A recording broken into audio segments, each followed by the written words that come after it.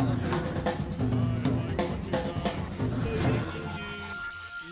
ordered what?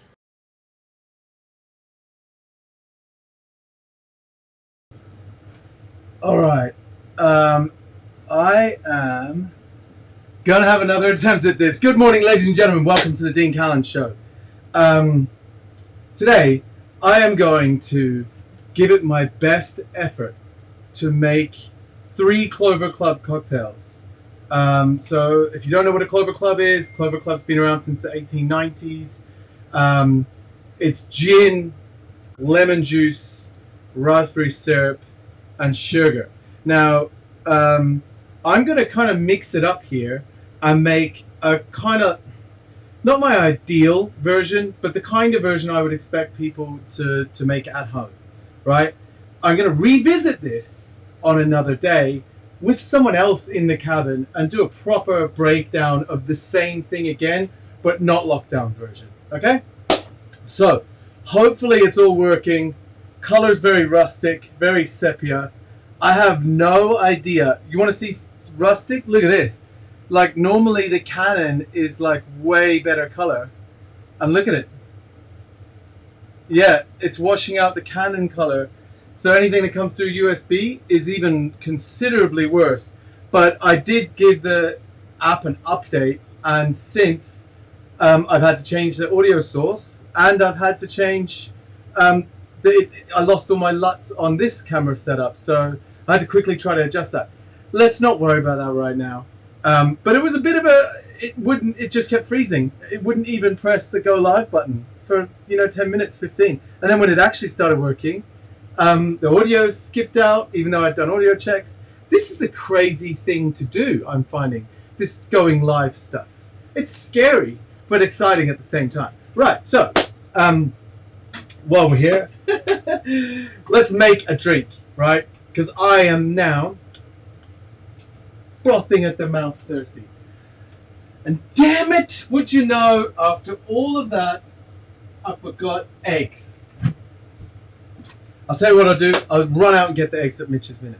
Right, so, you've gone on to Amazon or Ocado or Whiskey Exchange or whoever it is that you order your stuff from, right? Now, Daniel's right. The colors are different. Now, your stuff has arrived, and this is the stuff that you've got. You've got some lemons. You've got some raspberries. You've got some gin. You've got some dry vermouth. You might have had that sitting in the fridge like I have. Like, this is an old bottle, but you know what? We're going to deal with it.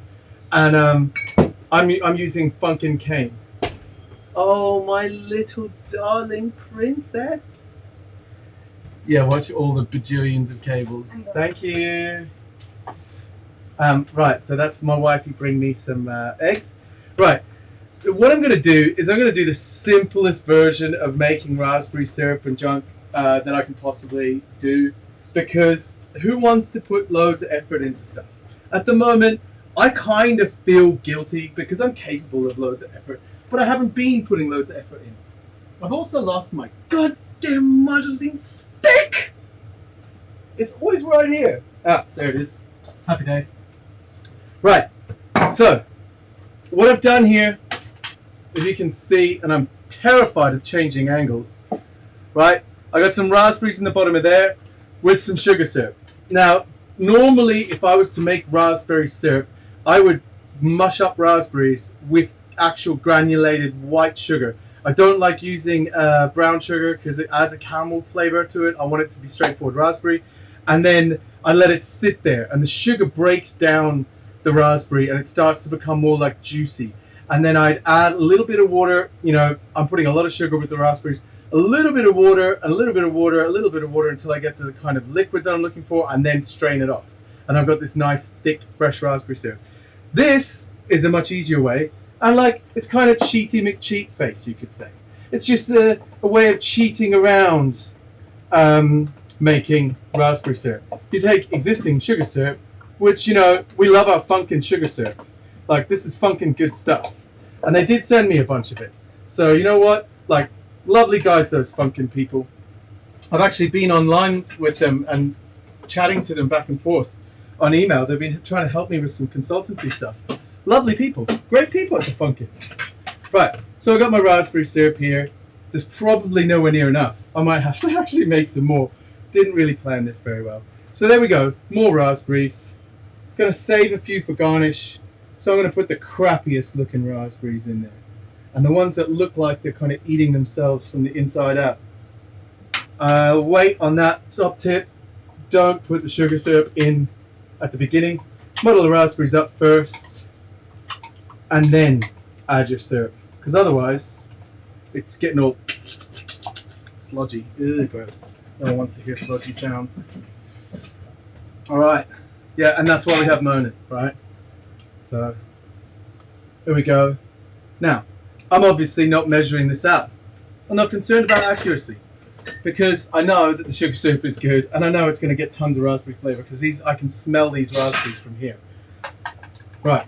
So there's that. Now that's going to take a while to strain. So I'm just going to put this guy here, and I want to double strain this.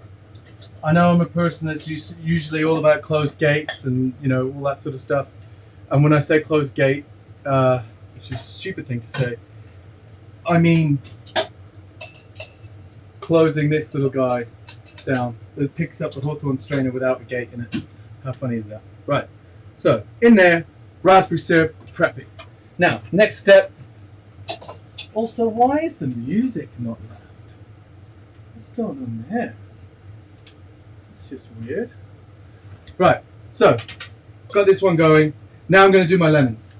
In the interest of speed, I'm just going to do a ton of lemons as quick as I can. For me, I do have a lemon juicer.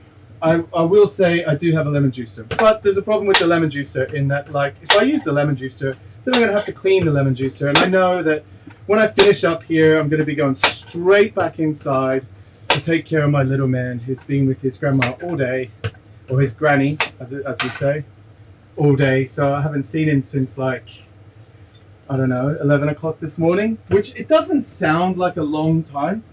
But when you spend every waking minute with your child, and last night, I'm not kidding, Axel did not want to sleep, ladies and gentlemen. Axel decided, he's 10 months old now, he's turned 10 months at the 15th. 10-month mark. Daniel, if you're watching, 10-month mark, mate. That's when the hyperactivity starts to set in. And it's been said that I'm a high energy person. But I can only go so many days without sleep. My wife has literally not slept in like 3 days. She's a machine though, so I don't know how she does it. But yeah, little man just wants to walk around the garden. He wants to be thrown up and down. He wants to be picked up. He wants to scream in the middle of the night. He wants to play games in the middle of the night. He wants to jump off the bed in the middle of the night. He wants to scratch my face. He's getting really good at punching.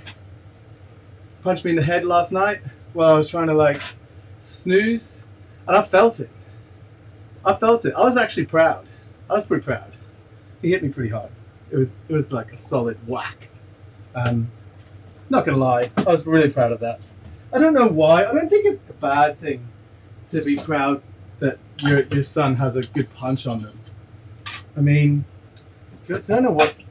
I wouldn't want him to grow up and be a boxer or anything like that. It's not that I diss boxing or I don't want him to be like the world champion, but I do it would be kind of cool. I just think, it's a short career. What's he going to do for the other 60 years? Then again, Mike Tyson's coming back at 53. So, what is that? Is that testosterone replacement therapy? We don't know. Maybe he's just a machine. Right, so I'm going to strain this off into this little jobby, right, just so I don't have the little pips. Don't like pips, not a pip kind of guy. There's that one done.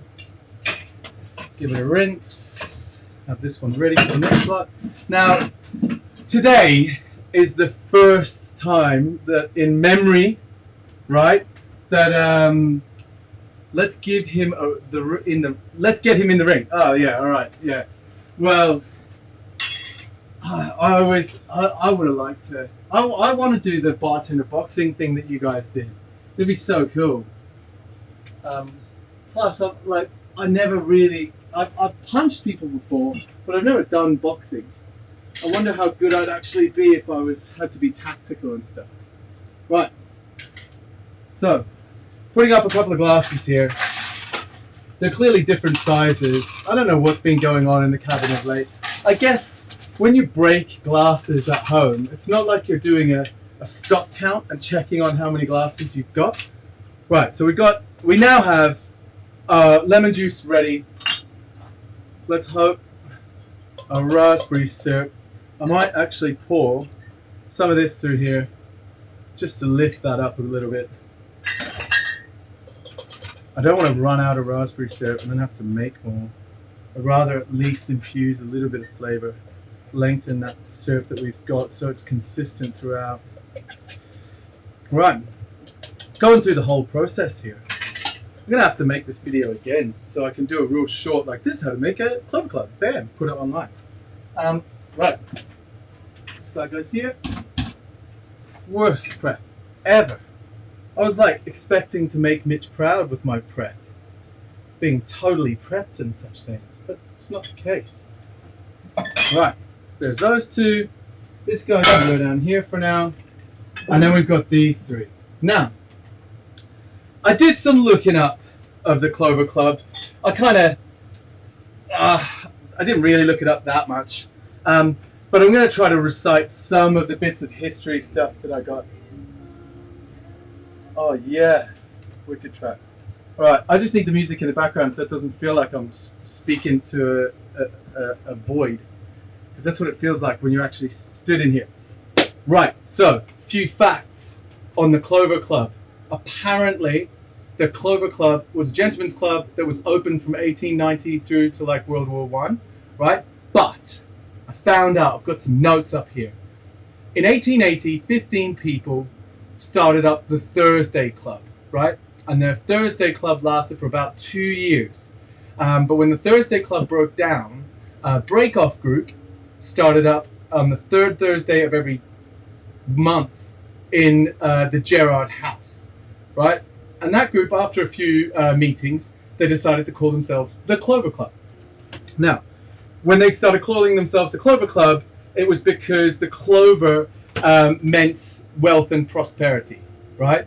So if you're saying clover, what you're actually saying is like, you know, like a lucky clover. It's a kind of, I thought it was an Irish thing, the lucky clover, but it's apparently clover is meant to mean wealth, prosperity, luck, all those sorts of things. So they named it the Clover Club. It grew in numbers and it lasted more than 20 years. Now, it was actually at the Hotel Bellevue for the 20 years. The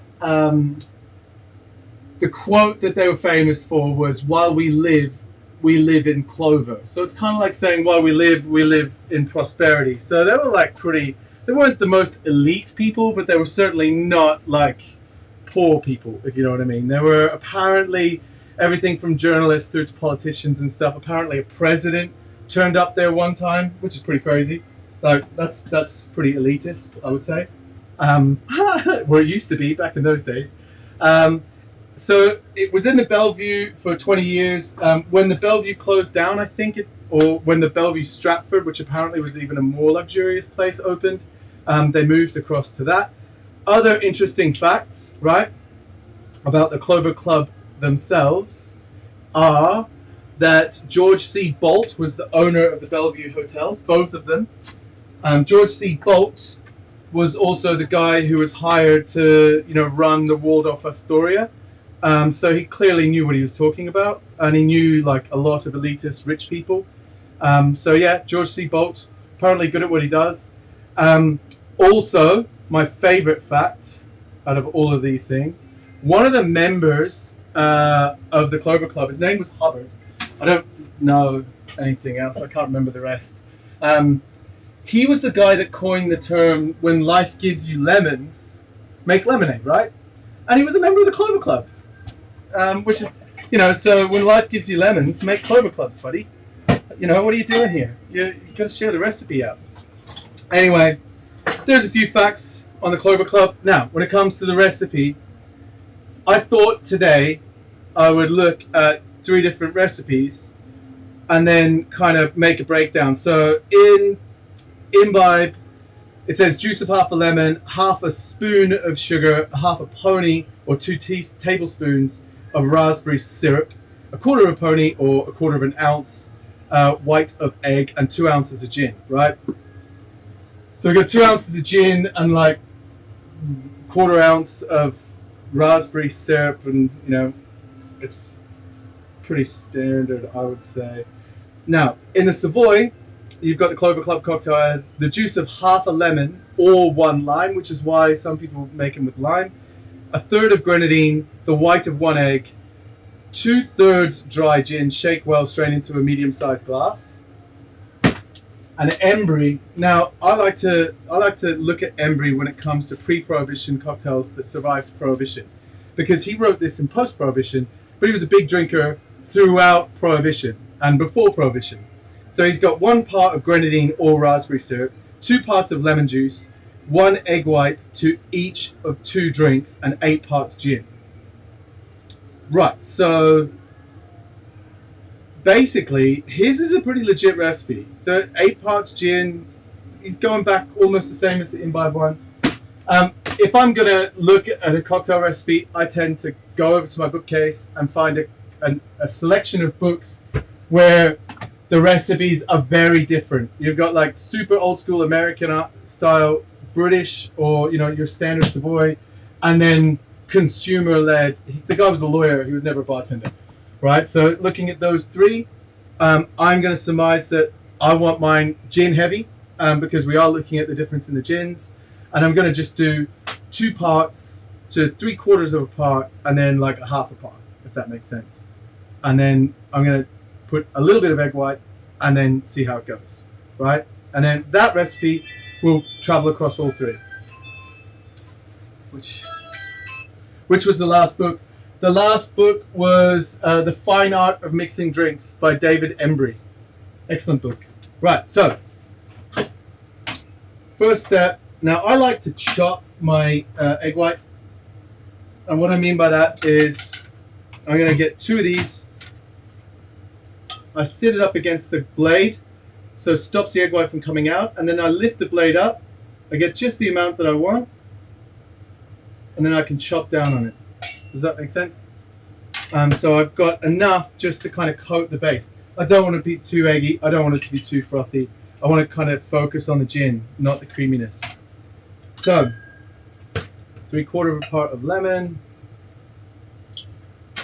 half a part of raspberry syrup. Now, I don't know how sweet and how tart this raspberry syrup is going to be, so I'm starting with this. And I'm going to start with the standard Bombay. Oh, fresh.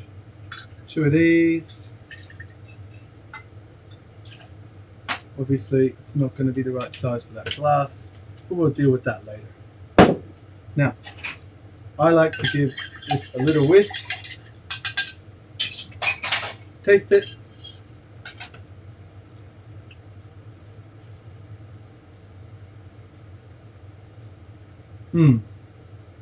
That'll be a solid recipe. So what I'm going to do is I'm going to stick these. Let me see if I can measure out. Where's my tiny baby measure? If I can measure out exactly a 1/4 ounce dry vermouth.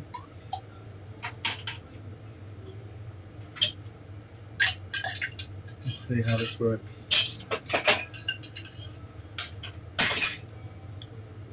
Yeah, the dry vermouth definitely going into the recipe. I know none of those three recipes had dry vermouth, but I think there was one of the Harrys, one of the Deans of drink, that added dry vermouth into the recipe, and it's tasty. It's really good. So there's this one. Let's have a look. I'm going to dry shake this. Dump that.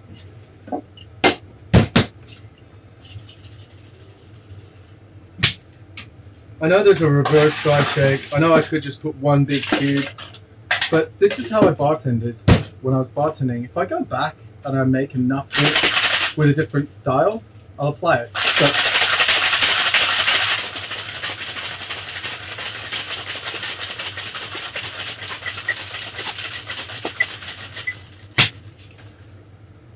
Alright. Let's have a look. See how this has come up. My egg white one. This should be frothy enough, obviously, and I guess everyone knows this already, but if you're vegan and you don't want to use egg white, aquafaba. Like, it's basically a proteinaceous liquid runoff from chickpeas. So you're getting that protein that holds everything together and makes that froth. Now, these rinse. I think I'm going to rebuild my station so that I can stay central and get the rinse down without bending down. I never kind of thought about rinsing drinks off whilst staying dead center, but it would be helpful. So I think instead of having the shakers here, I'm going to move the sink. Right.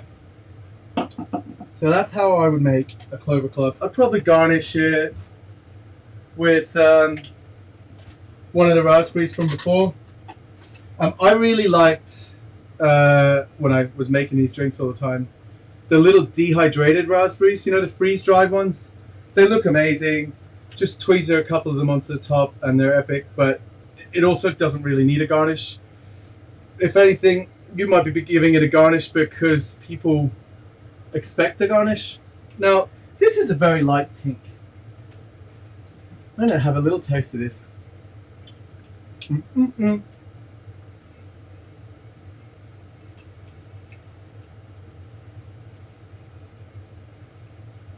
It's good. It's just enough to let the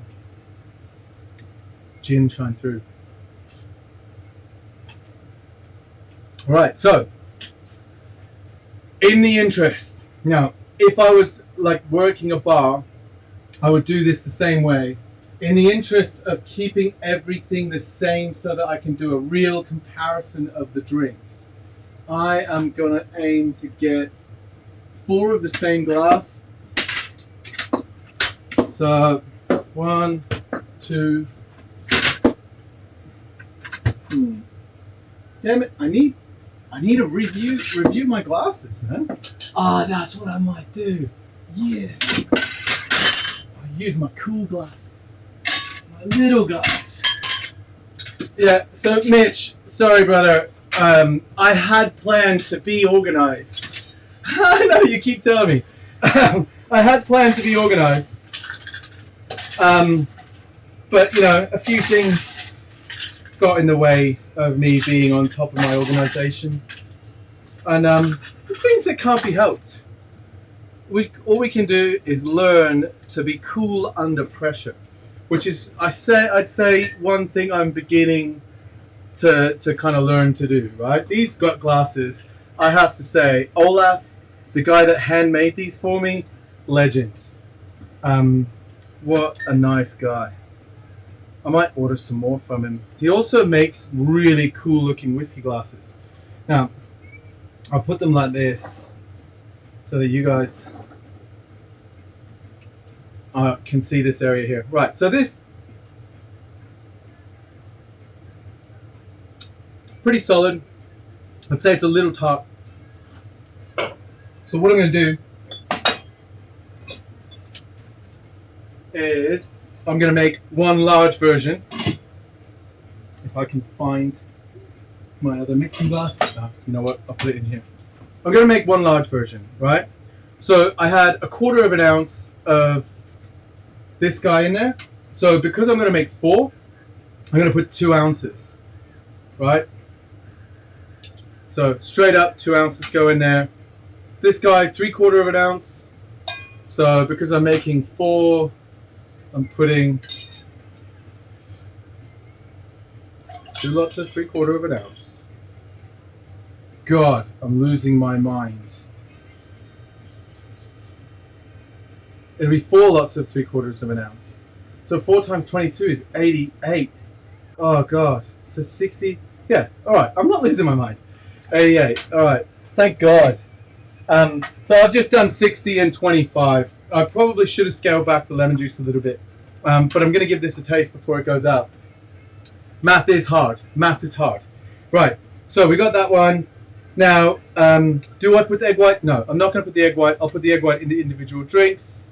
My dry, I'll put 1/4 of an ounce in that, so I'm going to put a full ounce. And I'm just going to taste it to make sure that the balance is about the same as it was the last time I tasted before I started shaking. Right? Give it a little taste. I'm going to put a tiny bit more raspberry syrup. The original recipe had both raspberry syrup and a little bit of caster sugar, but I think in those days, I can't remember where I read it, but I do remember reading about a gozelle syrup, or gazelle syrup, whatever it was, a red currant syrup, where they were making like huge batches of syrup and they were fermenting it. And the fermentation was natural fermentation, so you'd get like acids build up in there. And then they'd boil it off, add a bit more sugar to it, and then you had like a stable sugar syrup. I think if I'd fermented raspberry syrup and then stabilized it with more sugar, it would taste more fresh raspberry and less candied raspberry, and it would have like some of the acid, some of the sourness still in it. So I'm not going to add the sugar, so I can kind of bring myself back to that traditional thought process recipe. Right, I got this. Now, for my 3 different Clover Clubs, I'm going to put 3 different glasses up, 3 different shakers up, sorry. And into each of them, I'm going to represent my 3/4 of an ounce, my 1/4 of an ounce, which makes 1 ounce, and then my 1/2 ounce. So it's basically 45 mils of this in each one.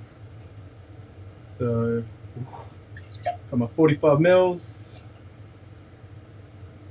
45, and 45. If I've got the math wrong, you know what? It really doesn't matter, because oh yeah, I made 4. Thank God. Because at least they're all the same, right? We're going to get to compare. They're all going to be the same. Everything's going to be fine. It's a happy day. It's a happy day. No panicking, Dean. No need to panic. Now, in the interest of making sure this is right, I'm going to do the same process that I did before. Cut, pour the bottom, pour. Now that egg white, yes, it's probably going to cook a little bit, but that's good because we'll get rid of all the like jizzy bits that could kill us. And a little bit of cooking never hurt anyone. Plus, like, I'm actually putting just the tiniest little bit of egg white in there. I might double up. See how frothy I can get it. Also, there was no real need to do a reverse dry shake there. I know it's supposed to get it more frothy. Well, that's what I've been told. I've never really applied it for long enough that I can see the difference. But you can see, look at that. Like, that was a basic, just a shake, and it's still creamy. And it hasn't got an eggy smell, which is good. Right. You go there. Now, into these. I'm going to put 60 of my blackberry. So, guys, help me out here, right? As blackberry goes with blackberry. Or bramble, sorry, goes with bramble. Bombay Sapphire. Ah, next time we do this, I need to get normal Bombay, right? It's all the fancy stuff. That guy goes there. Ooh, Star of Bombay. Does anyone remember the time that Raj turned up to Tales of the Cocktail with that giant hat with a massive big blue stone in the front of it? And he had like a couple of girls hired to walk around with him. That was so funny. That's such a good time. Right, so that's those 3. What am I doing? RC's up. Oh, you know what? Fuck the dry shake. I'm getting like panicked because this is taking so long. It'd be cool if I could find a way to get the computer, if you guys commented, to read out the comments. You know what I mean? Like Dean, you know, sort your shit out. Or, you know, the Clover Club is the most underrated cocktail.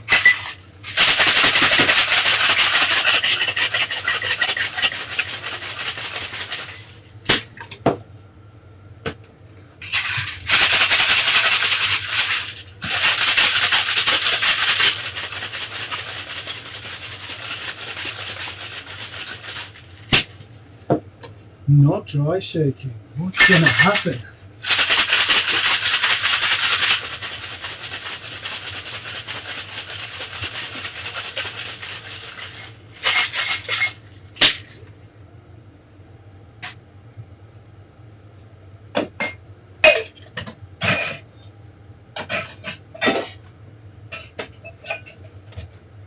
I really do wish I could reach that better. Right.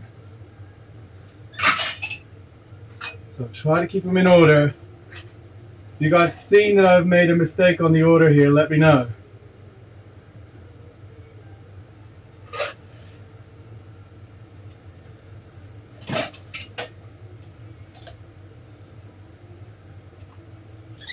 It feels like a workout, I'm not gonna lie. But I tried to run a couple of days ago and I just like basically couldn't breathe. So, not a good sign. And we're not sure if it's really bad hay fever or something much worse. But I'm definitely short of breath a lot lately. God, look at the color of that.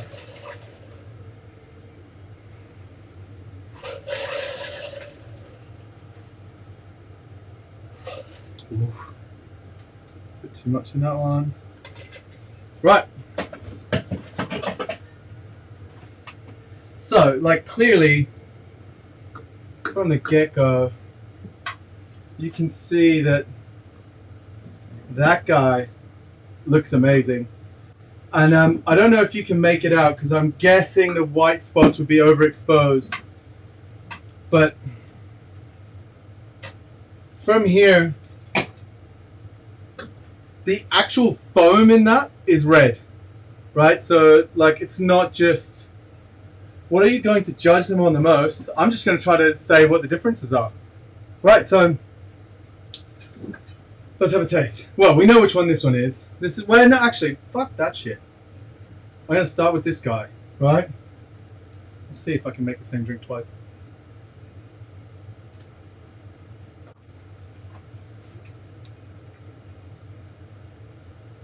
Yep.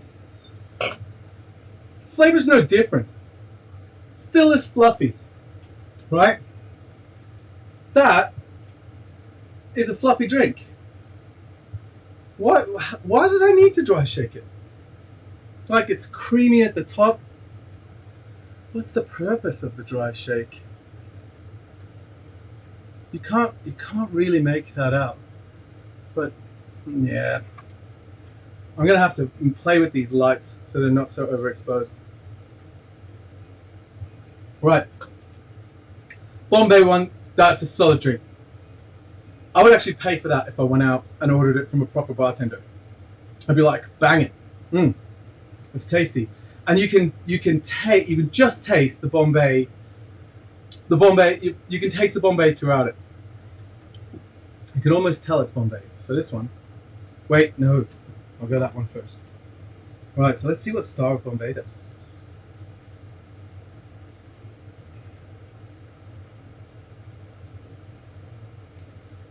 So, I'm getting a hell of a lot more of a, like, citrus note. And there's a lot more going on. It's actually more interesting. It's got a greenness to it as well. Solid. So far, I like that one better. This has been a really nice, if anything, I already know that I prefer a Star of Bombay Clover Club over a standard Bombay Clover Club. And it's, you know, it's not safe to assume that by spending more for a premium, you're getting better every time. With every different drink, you're getting a different thing. The premium might have been designed specifically for like martinis and such, and then this one holds up better in mixed drinks. But in this case, that one's better.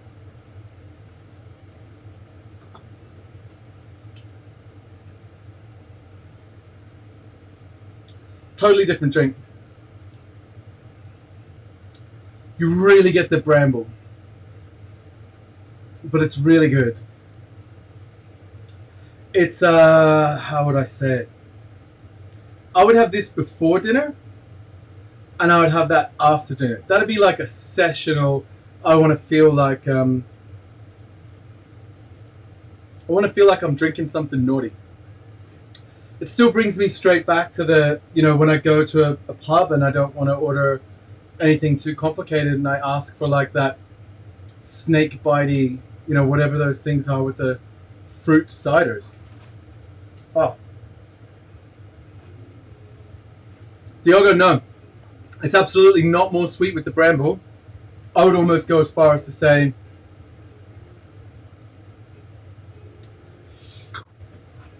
it's definitely not sweeter, and I think I don't know, but I think that it's the berries lead you to kind of. It's not like it's got tannin in it in the same way that you would get from like a really aged whiskey where it starts to make your mouth water, but it certainly has something about it that maybe it's a retronasal, and by retronasal I mean because it's got more flavor going on when after you breathe in, when you've swallowed, you're getting more flavor coming back up into the top of your palate, and it's making it taste more, which is making my mouth water more. God, as a Clover Club, I prefer this one. As an interesting drink as an interesting twist on a Clover Club, I think this is great. This has been great. I can't wait to do this with a real person. Yeah, when you go back from this to that, people that the Clover Club has long been been described as the drink that people that gin don't, the drink that people who don't like gin will like. And if you don't like gin, you'll still like this. If you don't like gin, you're not gonna see gin in that. That like it just tastes like one flavor. Like it's a blackberry brambly like creamy fluffy drink that's got gin in the backbone. You can taste the gin. Right, back. This is awesome. Okay, so Mark Plumridge, the guy that knows more than me, a lot more. The citrus notes and green pine juniper will be heightened in the star with additional ABV. So those citrus notes, like I was definitely getting more citrus notes. And there was a greenness to it, as I said. I couldn't put my finger on what it was, but it was pine, which I've now decided, right? See this little guy? It's my little like aromatizer. I bought loads of pine oil, and I want when you walk into the cabin, I want to have two different little aromatizers so that you immediately smell pine and cedarwood, right? So you're like, oh. And when you're standing in here, I've now bought it. You might not hear it, but I bought an air conditioner. I put it in today, and the cabin is like 16 degrees, right? So it's colder than outside. So I want to walk in and smell pine and cedarwood, and then if I can get it right, I want something that kicks out petrichor. So if anyone watching knows how to make a petrichor aroma fill a room, then basically when you walk into the cabin, it'll feel like you've walked into a log cabin in a pine forest where it's just been raining. And that, my friends, is the aroma that I want before you sit down and have a whiskey drink. Oh, it'll be so good. Right, it'll be like being in the Highlands of Scotland. Anyway, and the air will be fresh. So, Mitch's Minute. Mitch's Minute 61. I think it's 61. 61, wait. It's a Wednesday, so 62 is Thursday, 63 is Friday, 64 is Saturday, 65 is Sunday, 66 is Monday, 67 is Tuesday. 69 is Wednesday.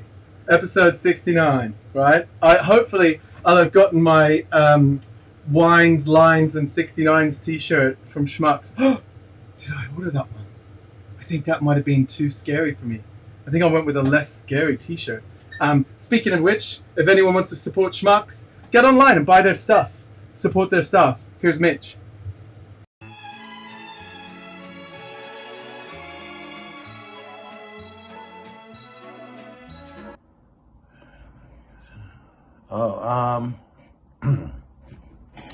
I mean, it's kind of a two-horse race, isn't it? It's legacy and world class. I think the Angostura one's really cool. You get like a 2-year global brand ambassador role at the end. I think that's super cool, but I don't know if that carries the same sort of international clout as the other two. I mean, they both legacy and world class are geared differently. Legacy is sort of about promoting a drink and getting that thing, whereas I think world class tests you. It's really engineered to test your skills and make it as hard as possible to win. So you'd have to really say world class.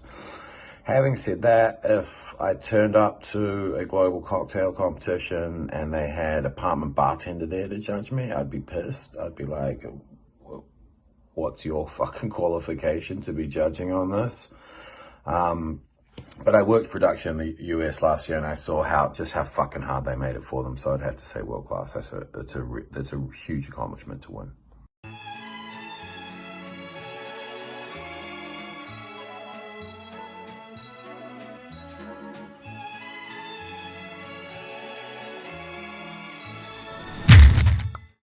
I'm not gonna lie. Asking Mitch Ono Bushel is not a person who's concerned about bartending competitions and stuff. The guy just like when he goes to the bar, he's like I'm going to war. I'm in the trenches. Like he's proper. He's a proper workhorse, and he's very very practical. So like the competition thing, like I'm not gonna say he hasn't entered in competitions. I know he entered Rematch. But I aimed that question at him in ask him a question that he might just flip out and be like, oh, what a stupid question. But considering he was at World Class last year and seen how much work goes into it and how hard they have to work, he has a perspective. A perspective looking at it from inside out. So having seen his response, I thought to myself, and which leads to the comment at the end, I was like, damn, like, I watched Legacy. I sat in this cabin one year and I had nothing to do all day, and I've got an 84-inch projected screen that goes up. It's pretty amazing. And I put the sound system on loud. I got lemon juice and sugar syrup and everything set up, and I literally followed the entire live feed of as much as I could of the Legacy competition and made the drinks as best as I could in the home bar. It was an epic day. And I thought to myself, apart from the video that they play on the plane, if you've ever flown British Airways, they play the World Class video on the plane. And it's cool that it feels like a television show, but it's kind of cringy that it feels like it was shot from the perspective of someone who wants to make a television show rather than someone who wants to give people watching it the experience that the people that are doing World Class are having. No offense. It's a great program, and you've got to make it likable to people that aren't into bartending, but I'd love to see something from a bartender's perspective, or at least someone who's super passionate about bartending. So that's why I said at the end, if anyone needs someone to come and live stream or like just get an alternate angle on their bartending competitions, let me know. I'd love to do that. Get multiple angles going. Be like, ladies and gentlemen, boys and girls, we're here live at whatever cocktail competition, and so-and-so is about to go up. It's a tense moment. Right. For those of you that are wondering what am I holding in my hand, I don't think so. Alright, cool. So, looking at this, right, you might be asking yourself, what the shit is that? So this is a tequila by Milagro, and what they did was they had Reposado tequila on the inside. There was a bottle like this, and they had a Reposado tequila, I believe, in here, and then in here is the añejo, and this bottle is like super fine and delicate. It was part of my rare and whatever collection. It didn't last very long. I'm not gonna lie. Apparently, people started making bongs out of the bottles, so they had to discontinue it. But great idea. Recently, I dropped a little jar of olives off the back of the bookcase down behind the bookcase. And this morning, when I was installing my air conditioner, because it's the hottest day of the year so far, I found my jar of olives. It didn't smash, but it had smashed one of my collector bottles. And, you know, the tequila that is long gone. But I have the añejo. Well, the reposado is long gone. I have the añejo. So, in the interest of tasting something I've never tasted before, you know, bottoms up, I guess. I wish there were more people so I could share it. Yeah, I can make it with Tommy's. I have no idea. Like, look at that. Look at the piece of glass at the bottom. And that was fused to the bottom of the bottle as well. I'm so glad. Oh, it smells good. Okay, that smells good. That smells really good. It's going to be a fun day today. So, for those of you that tuned in from the beginning, my little man did not sleep last night. At all. Which meant that, you know, my wife didn't sleep at all. I got a little bit of sleep, but I think not enough for my brain to function properly. Because it's been a few nights now. So I'm expecting not to sleep much tonight. But I think if I can get through this, well, maybe not all of this, I'll definitely have a good night's sleep. Oh, it reminds me... It reminds me of Don Julio 1942, but it's got a more raw, like Fortaleza sort of a smell to it. This might be really good. I really hope this is as good as it smells.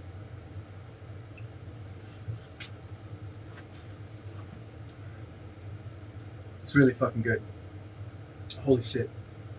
Mark, I'm gonna put a cap in this. I'm going to find a way to put it so it doesn't break. And I'm going to make a Tommy's margarita with it. I might even wait until the lockdown's finished and then you can come and join me and we'll make Tommy's margaritas. Right? It'll be pretty epic.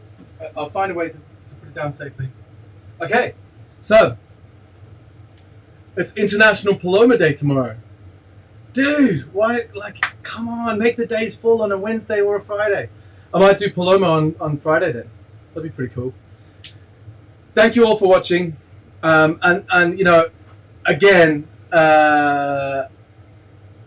sorry for the rough start. I can't express this enough. When to try to manage all the different things at the same time, it's stupid.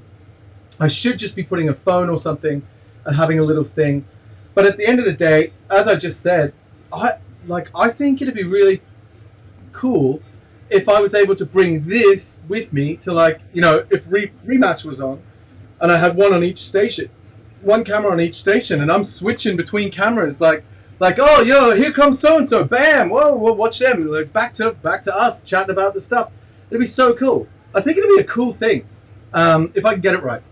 Right, well, will I ever get it right? That's the question. Thank you all for watching. We're going to watch the intro in reverse. Thank you, Daniel.